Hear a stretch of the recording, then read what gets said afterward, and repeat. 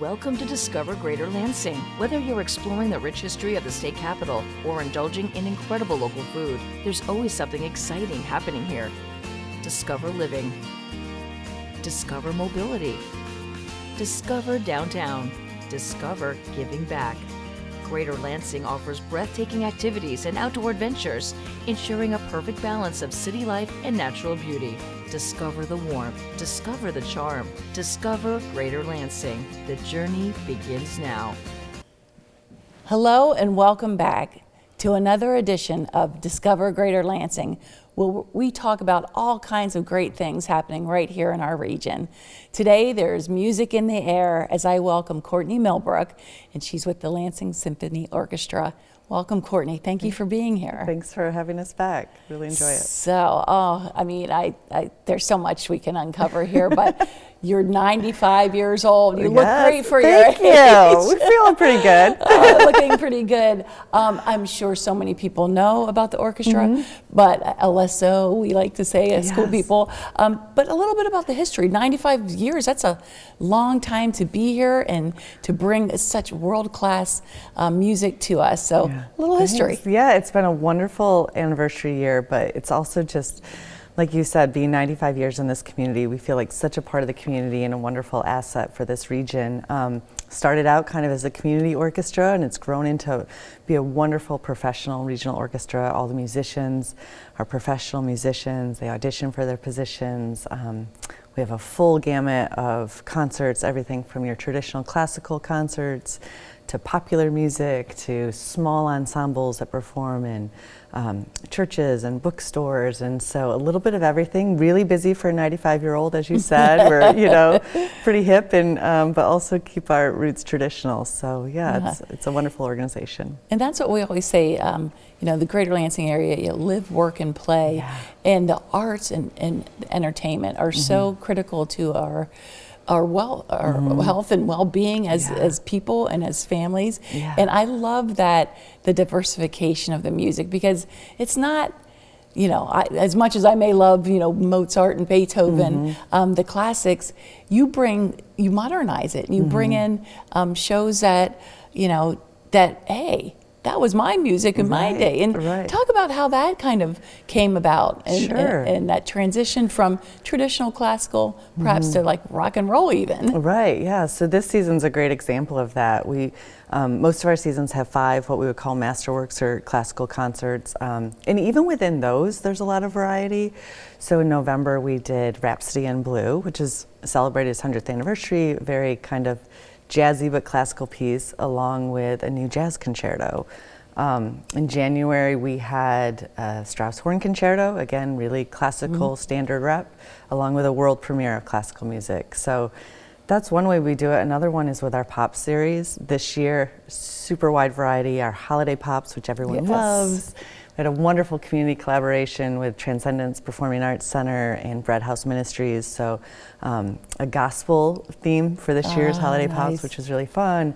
And then in February, we did a Music of Queen, so rock and roll, joined by the DeWitt Chamber Choir, so a lot of high school students bringing some more energy to that. And then one left for this season, and that's our Diva Legends concert. So think all the amazing women, all the ones that go by one name, Beyonce, Adele, Whitney, all of those women will be represented in this concert. So, but great music regardless, whether it's classical or stuff we grew up with. So something for everybody's taste and family friendly. Yes. Of course. Yeah. And that's what I really like to talk about, intergenerational, where perhaps as a grandmother, my granddaughter, my daughter, and I can all enjoy an evening out. Great music, and how wonderful that is. Yeah, it's really fun when you drag your kids to one of your concerts, and the next thing you know, it's on their Spotify playlist, and you're like, okay, we won there. So that's a really fun thing. And then we do some things that are really specifically geared towards family, like our free family series at the library.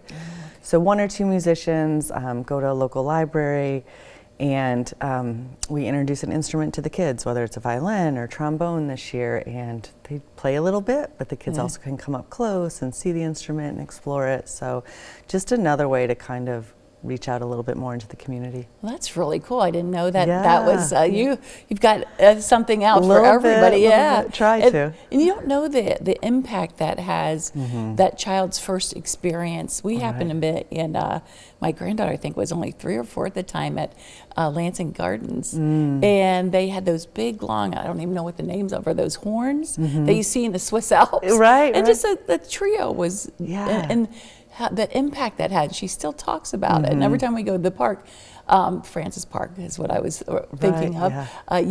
She just remembers, where's the big horns, Grandma? You know, that's I want to great. play those. But that introduction at an early age, and that building that love of music, Right. is so Just being important. familiar with it and being familiar with coming in the hall, you know, you forget that lots of kids don't have that experience. So in May, we end our season with a really wonderful school program called Link Up, which is a partnership with Carnegie Hall in New York. And all upper elementary students in the area are invited, so maybe we have 2,000 to 3,000 kids come to Wharton Center. And the most amazing part is they bring their recorders, which gets introduced in upper elementary school in Michigan, and they play from their seats with the orchestra. Oh, so wow. it's a really amazing experience. It's so fun to be there and see them experience that for the first time. And like I said, some kids, their first time walking into a big hall like that. And so hopefully that's something they carry with them and remember, and when they're older, are less intimidated by that experience. Right, and look forward to it, and going out and saying, hey, that's just as cool as going to the movies or going to wherever to go hear some really wonderful music. And one of my friends, her son was part of the recorder, and boy, did he go around playing that that recorder night and day, much to his parents' chagrin. Right. But It sounds good when there's a lot of them. They cover for each but other. we all remember when our kids had the recorder Yes. lessons, and that's part of the Lansing Symphony Orchestra education outreach. Is there Absolutely. more to? I know you do a lot with that. Can you talk a little bit about your education efforts? So the Link Up program is probably our flagship, if you will, because it reaches the most kids in the area, everywhere from the Lansing schools to St. John's to Grand Ledge, even down to Brighton. Some schools come up for it. So that's a wonderful program. And like I said, they spend time in their classroom learning those things with their teacher, with curriculum that we provide, and then the final thing is coming to the concert at Wharton. Others things that we do are holiday pops. We have a side-by-side orchestra, and that's for the more committed musicians, if you will. It's a high school age. They audition for a spot, and then if they win that audition, they come and have a mentor session with Maestro Timothy Muffet and our musicians to do a rehearsal. And then the best part is the day of the concert. They come and are part of the rehearsal with the full orchestra, so they get a really professional experience. And then they play on the Wharton stage in front of 2,000 people sitting right next to the LSO musicians. And I think it's a real pinnacle for their high school music careers, and hopefully something they always remember. And what they can put that on their resume. They played alongside. Now, for those aspiring musicians, how do tryouts? So how does that all work? And how do you? So we do our best to promote it on our social media pages. We reach out to their high school instructors. And that happens in the fall typically. So auditions are like in November, and so in a couple months' time, they pull everything together. So just encourage people to follow us on Facebook and Instagram. And how many are in the orchestra? Depending on the repertoire, but we have about 70 regular musicians on our roster. And they're committed, and I'm sure, and practices and grow together as an orchestra. So that's incredible. I mean, I love music, not musically inclined though, and they said I should sing 10 or 12 miles away. But we love you in the audience. We need as many audience members as we need music. Absolutely. I can clap and I can sing along. But anyway, so anything else? Now you do once a year. I remember I put on a gown for your big fundraiser, because we can't have these wonderful things in our community without the support and volunteers. So tell us about your annual event. So our annual event, the Black and White Ball, is coming up in May, and that's a wonderful gala type event for just a great dinner. And the highlight for us is music. Surprise, surprise. So this year we'll have Willis Stallone come back, and he was our soloist this fall. So it'll be a great opportunity to just hear some beautiful music in a small recital setting. So encourage people again to check that out on our website. That's the black and white ball, yes. Yeah. Yes, and where's it being held this year? University Club. University Club, because I know it does change Yep, we move some around venues. a bit. Yeah. All right, so any special plans for your big old birthday this year? We're going to keep on keeping on. We've got a full season. It feels like a full season left, even though we're halfway through. So still 2 Masterworks concerts. I mentioned the Divas show. Lots of, still 3 concerts left at Robin Theater in Rio Town, where we do some small contemporary music, which is really interesting, and a unique venue and just a wonderful vibe there for people to try something new. And that's on a Thursday night and very casual, and you can grab a drink. It's a social district, and walk in and enjoy the concert. And Wow! So all these little gems all through our community, you don't know about them. And if somebody wanted to find your event schedule, where you're going to be, where can they? Our website's the best place, LansingSymphony.org. Also, you can call our office, 517-487-5001. We'd be happy to send you a brochure. And then, like I said, our Facebook and Instagram pages we keep up to date. And there's lots of fun behind-the-scenes things on there as well. Absolutely. And so you've heard it here. And music, looking down the road to the future of LSO, and maybe some of the things you would dream about, like bringing, producing and performing here in Lansing. Anything on your radar? Well, next year you'll have to follow along, but we're really excited. It's Maestro Timothy Muffet's 20th anniversary year with us, and he's done so many amazing things for the orchestra. So we're hoping to have some big things coming out, so stay tuned. Stay tuned for that. So we will definitely. So just, I know we have a few minutes left here to talk about just, you're not a newbie to the Lansing region, Greater Lansing region. Some of the fun things you like to do, especially as your child is growing up, and some of the things that you might be little favorite things that people may not be as aware of outside of LSO, of course. So I grew up in the area. As you said, I have 2 kids, teenagers now, so we spend a lot of time just at their things. That's one of the great things I think about the region is the school systems we have in each community we have, and how supportive everyone is, whether it's sports or musicals at the various schools. It's such a wonderful way to support the kids, and a great place to raise your children. So enjoy that.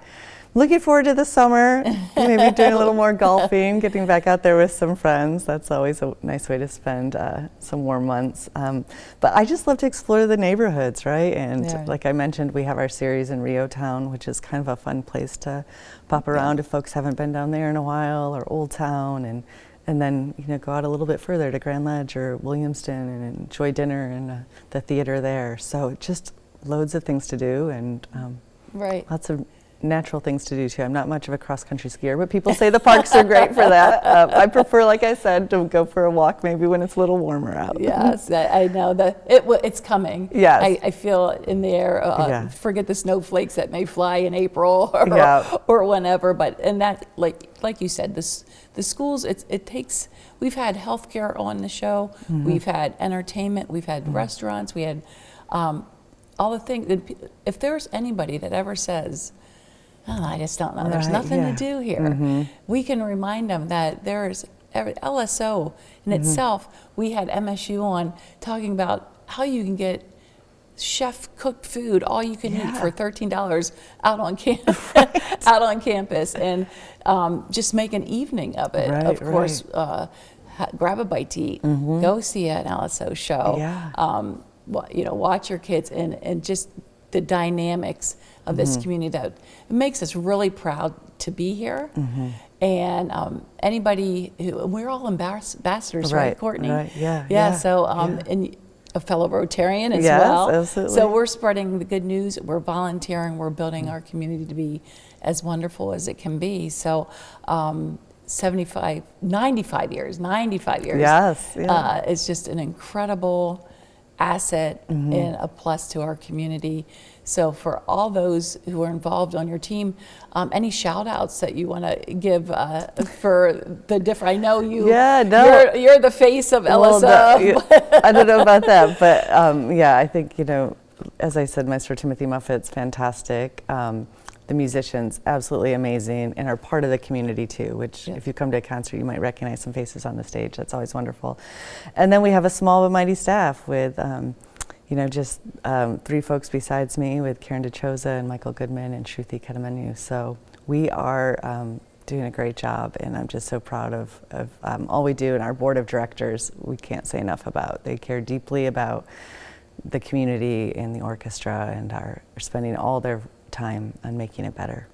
Yeah, their passion. I've run into, we're the smallest big city, or the biggest small city, and we're the Kevin Bacons of. We're all like only 1 or 2 people, but I know some of your board members, and they are just the best. They are so passionate about keeping this, keeping LSO strong and vibrant, and you and your team for modernizing it, throwing the welcome mat out for anybody who's any music taste. Absolutely. Really. And just thank you. It's a big deal for us. We really want everyone to feel welcome. It is our community's orchestra, and everyone should feel welcome there. And everybody is, and I can't wait to see what's down the road. I happen to love, I mean, they're sold out. Some of your things are sold out. The Queen one was amazing. There's just so many possibilities, and thinking outside of the box when it comes to, putting the movies with the orchestra. That's just, all of it's incredible. And so thank you for what you've done for a number of years now. Thank you. Bringing music into our lives, and for making this region so much better with being such a great gem in our city. Thank you, Lori. So thank you, Courtney. We'll have you back on to talk about all your seasons and all the good things about LSO. Love to. And thank you for joining us today. Thanks.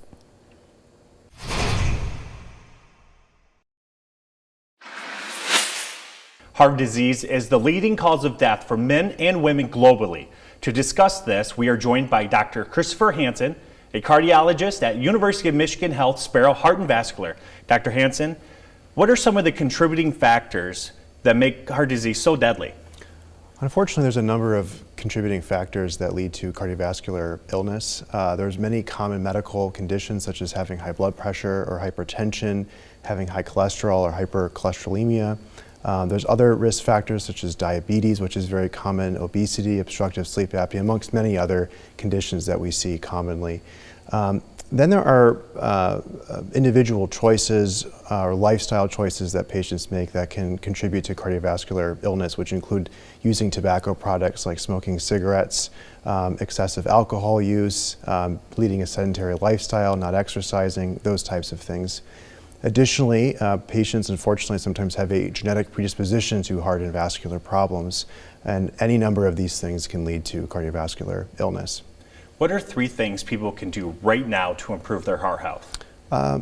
If I could choose 3 things, I think I'd start with all people should have a relationship with a primary care provider. That's the individual who's going to be able to look at their health globally, will be able to assess for whether or not they have things like having high blood pressure or having high cholesterol, screen them for those things, and treat other ailments that may ultimately cause cardiovascular illness. The next one is diet and lifestyle. Sitting is the new smoking, as I tell people. Trying to stay active is really critical, having a balanced diet. And then finally, smoking. Smoking is terrible for your cardiovascular health. Any opportunity to quit smoking is a good time. To learn more about leading-edge heart and vascular care at University of Michigan Health Sparrow, visit uofmhealthsparrow.org/heart.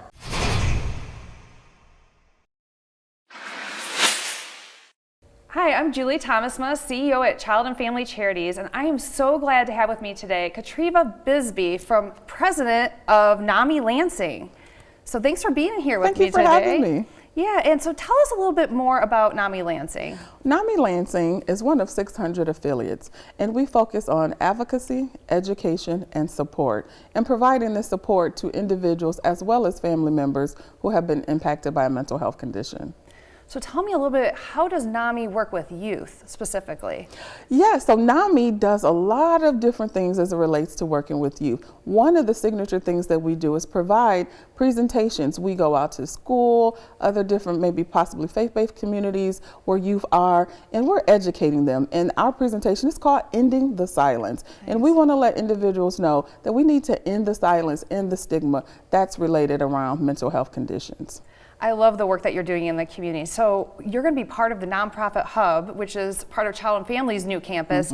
Tell me about that initiative and what makes you excited about being there. We are so excited about that. We get to collaborate with other like-minded individuals. It's kind of like a one-stop shop, and so we're able to provide resources for our community, our families in the community. And so as we collaborate together, we can have a greater impact.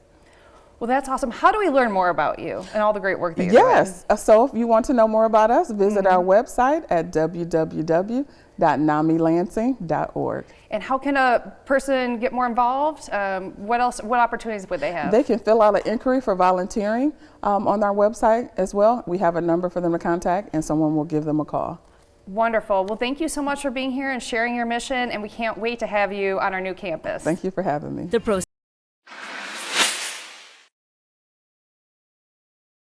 So I have Ray Newhan with me today from Allen Edwin Homes. Ray, I'm so happy that you could join me. Yes. I want to talk quickly about the lack of inventory that we have, and what are you guys doing as a builder to fix that for us? So one thing we're doing is we're trying to add as much inventory as possible. To give you a quick figure, we build around 1,000 homes per year.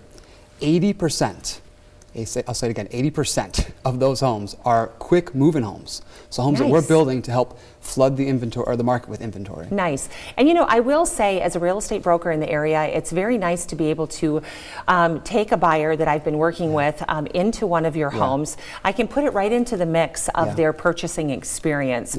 Talk to me a little bit about the realtor relationship as far as the consumer is concerned. One of my favorite parts about working with Allen Edwin is their realtor relationships. They really understand that you guys are the ones advocating for buyers, families that are buying houses, and so we set it up no matter what. Our price never changes if someone has a realtor. In fact, we encourage families to use realtors so that they feel comfortable bringing realtors into the mix. Nice, nice. And you know, that is very obvious with the communication with your realtor counterparts, and it really raises the comfort level with the client. So one last question I have for you. What would you want a consumer that's kicking around building a home, what is the one thing that you want them to do as they start that process? It's easy, it's affordable, and it's achievable. We have affordable homes in the marketplace. We're helping families buy down their interest rate to help with monthly payments. We're partnering with lenders, and if you thought about it even for a second, you should reach out to a realtor to connect us so that we can look into the opportunity. Get with Ray at Allen Edwin and call him today with questions.